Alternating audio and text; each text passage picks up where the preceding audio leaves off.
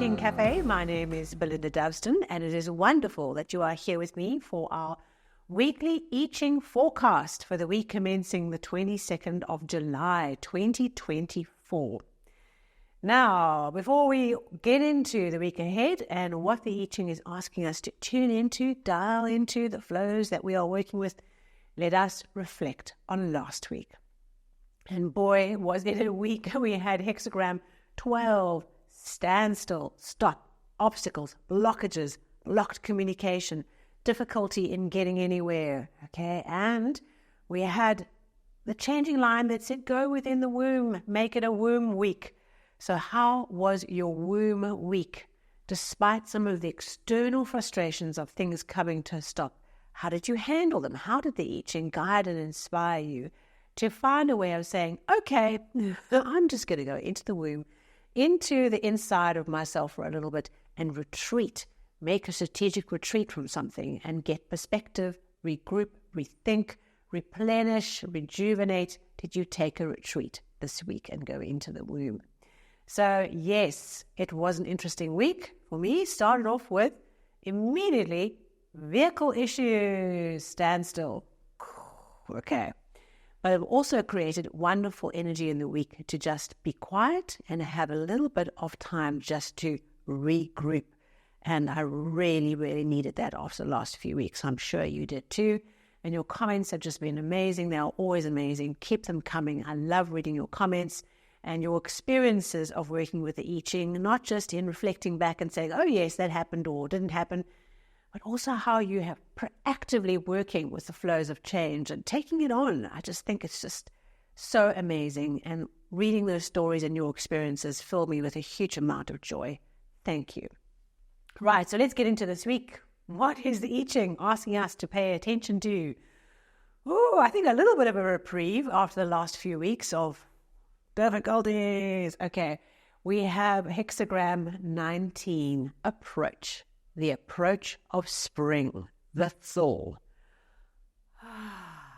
Okay. So after winter, everything's frozen over. Okay, everything's got locked and blocked up. Haven't we had that the last few weeks with our hexagrams? Everything's got frozen over and locked into structures. Okay, frozen structures of water, a fluid turned into ice. And along comes this turn, all right, the turn of the weather, the turn of the tide. It comes in gently. It doesn't arrive with a big bang crash. A kind of spring emerges, right? And then things start to thaw, and you can hear the spring and the river's starting to drip as the snow starts to melt. That is the energy of this hexagram. It is the great energy, the power of these turning tides, these turning seasons, bringing change and bringing a welcoming opportunity in. Okay, it's a great energy approaching something that is small. So we are the small little creature. I often talk about this idea with the little fish frozen in the lake. Okay, been there the whole winter.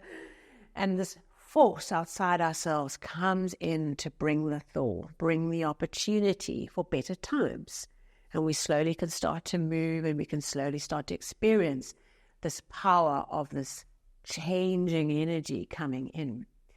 So in our lives, what we do when we work with this hexagram is we tune into the opportunities and the energies coming in, the power coming in, something that is bigger than us. And I often experience this hexagram or this idea of this hexagram when you have these kind of weird synchronicities, right, that happen.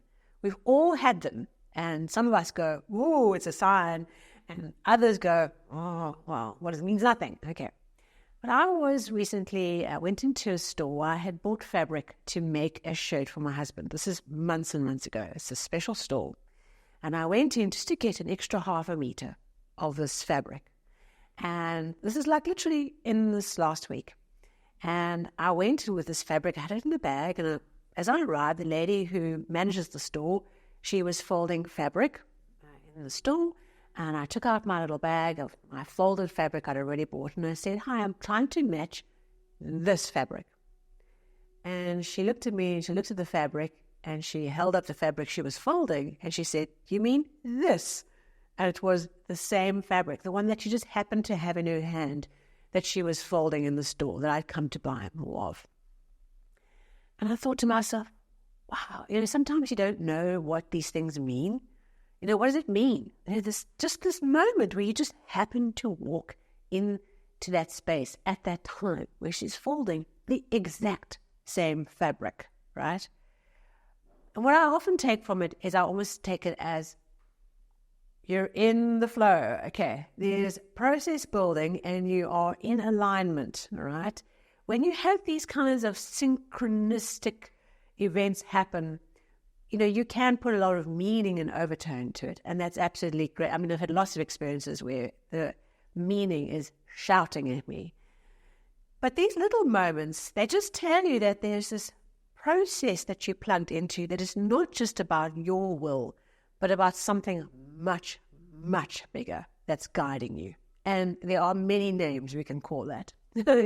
You choose the name you call that. But we are in a process where we're being guided into position, and sometimes it feels like we're terribly isolated and outside that flow, like the last few weeks where we have these obstacles and stoppages. We can feel very cut off. And then we get these experiences where there's that moment, and you think to yourself, okay, I actually am connected. I am being guided. I can't see how this is all going to pan out, or the significance of this moment, but I'm in process, I'm in flow, I'm plugged in, and something is working through this with me, whatever it might be. I'm in the right place at the right time. And all I can do is I can welcome it and open myself up to it. I can just be present with it. You can't head trip it. You can't work out what it means. You can't, make a strategic decision and force an agenda based on this information. You just take it in, just appreciate it, and just say, you know what? I don't have to know, because whatever is coming is going to bring itself to me in this moment. I'm just going to welcome it. I'm going to have open arms, and I'm going to be with it.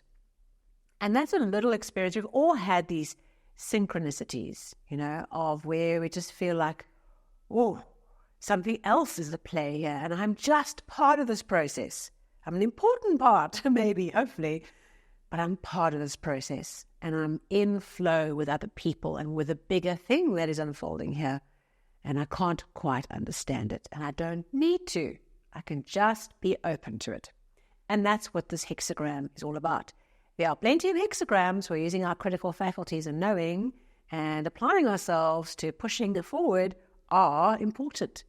This one we welcome, and we open our arms to this energy, because this is far bigger than we are.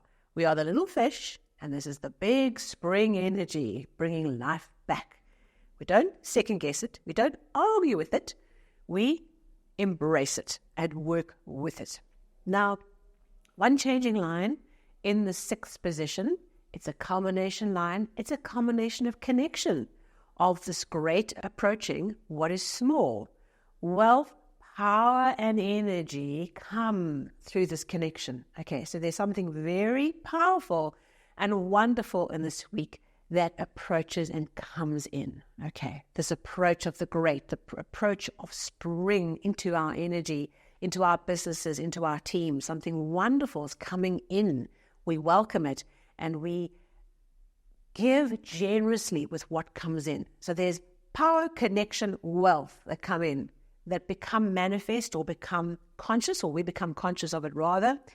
And what we do with it is we welcome it in, and we give generously with the blessing that's come in. And that's how we work with the week. Now that leads to an outcome hexagram, a second hexagram, a relating flow, because our changing lines have a dynamic energy to it, right? As they come in, they start bringing change. They change a male line into a female and a female to male, and they bring this change, a second hexagram.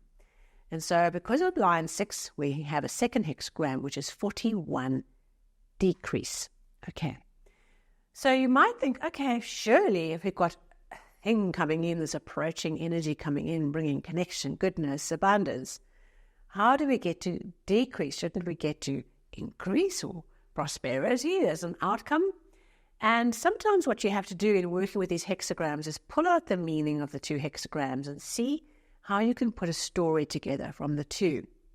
Because that's really the power and the difficulty of working with the I Ching, is creating meaning out of it. If you just read the text and take it as, a level of detail, that's great. But when you start to weave the changing lines and the main hexagram, second hexagram, all together, it's quite challenging to try and synthesize it. That's the biggest part of interpretation, is synthesizing all these different data points together into something that makes sense.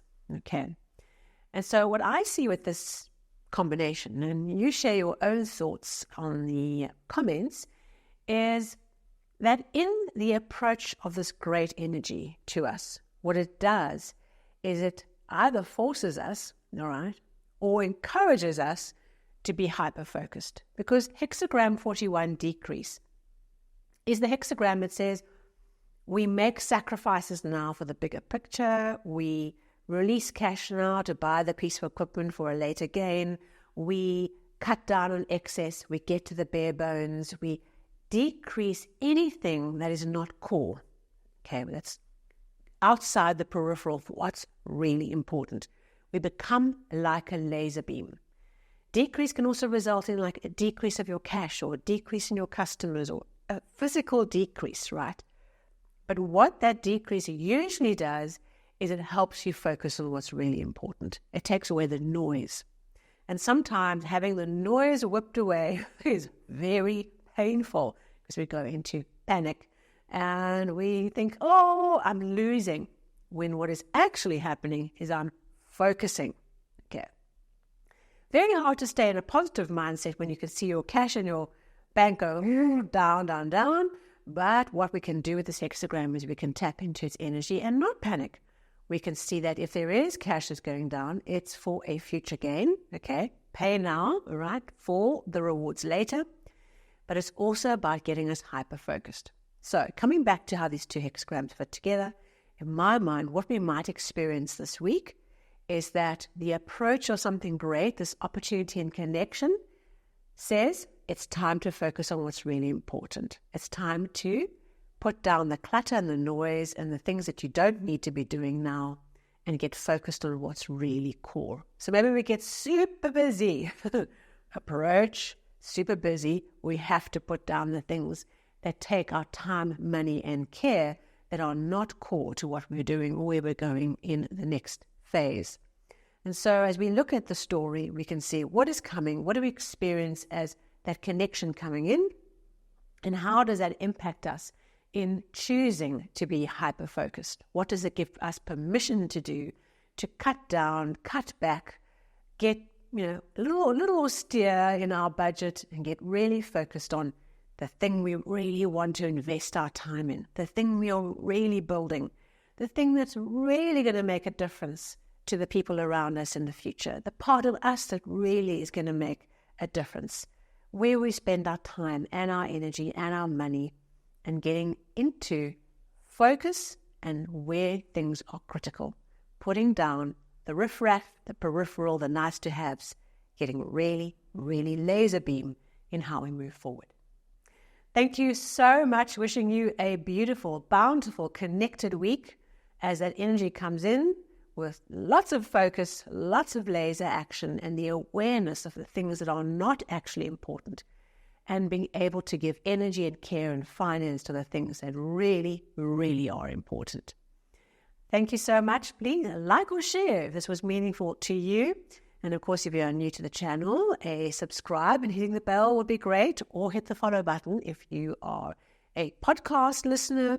And I look forward to connecting with you very soon for our last weekly overview for July.